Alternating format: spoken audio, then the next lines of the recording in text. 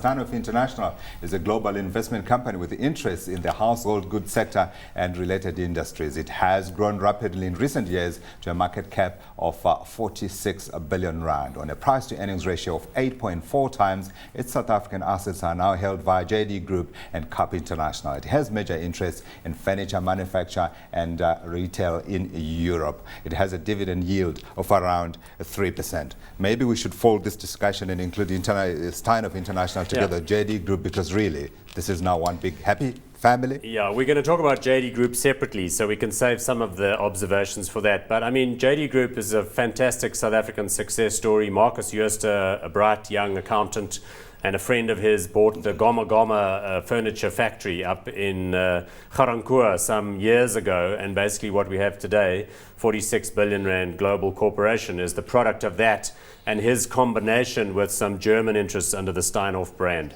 So, I mean, it's traveled a long way. It's always been a very entrepreneurially run group. It's always had quite a low tax rate, quite a high degree of complication in the back end of the annual report. I want to understand those things, but go on. So it hasn't always had everybody's universal support, but I must say I quite like it. And as you point out there, the big issue really now is that European business that they bought, which is called Conforama. Yeah. Now, in the beginning, one of their biggest or strongest strategies was to set up factories in Eastern Europe where they made the goods cheap and then take the same goods across the border into Western Europe. That strategy still stands to a large degree. Is it time to relook it? Is it still working, do you think? Look, I think it's been a successful strategy for them.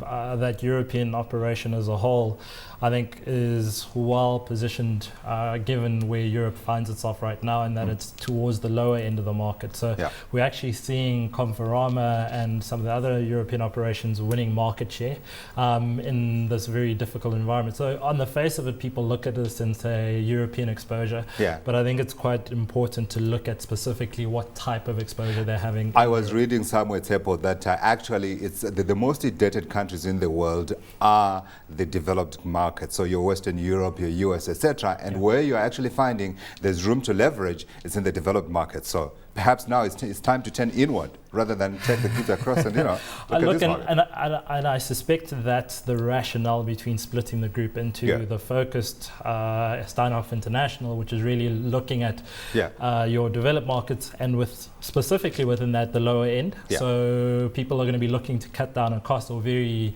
cognizant of costs. And then within Steinhoff Africa, or the rest of the business, they're looking probably at a little bit more aggressive in terms of their underlying customers. Yeah, Paul, this company has not yet looked at Africa at all. When they look to Africa, they look to get raw materials, so they get the team by itself to come and make the goods here in South Africa and then also in Europe. Should they not be looking at Africa, particularly given the fact that everybody is talking about this huge African consumer opportunity?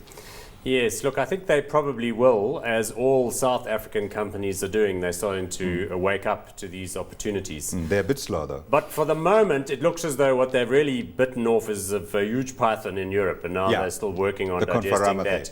And, you know, I mean, people worry about Europe because it has low rate of household formation, because it has a declining population.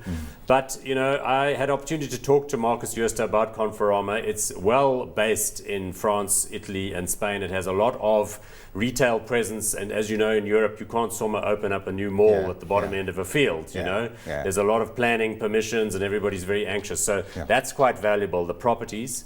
And they, you know, have been able to do the financing well and so on. Down here, I'm sure that in due course, JD Group will expand its platform, and it is already in some of the neighboring. I was reading, as you know, journalists do. So I was reading somewhere that, you know, the world's population, we are all aging, right? And particularly so in the developed markets.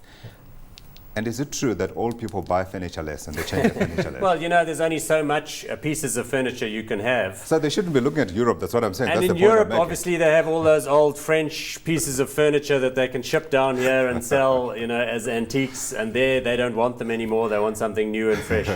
So the whole manufacturing model, I think, does work. And, you know, they're well positioned in the bottom end of the market. I actually think if you have a contrarian view on Europe and you think Europe is going to be fine, then you could do worse in a rand portfolio than buy Steinhoff for the I don't know rebound. who thinks Europe is going to be fine, but is it hot or not for you? Well, I do think Europe's going to be fine. So it's hot for me. Paul, I won't believe you because of another story that we were talking about at the beginning. For you, Tshepo, hot or not? Look, I think this is hot. I think their strategic positioning is pretty good. I think valuations are extremely undemanding on single-digit multiples, and this is a business that's been able to prove itself over the course of many years. People are always bearish on Steinhoff, but it keeps producing the goods.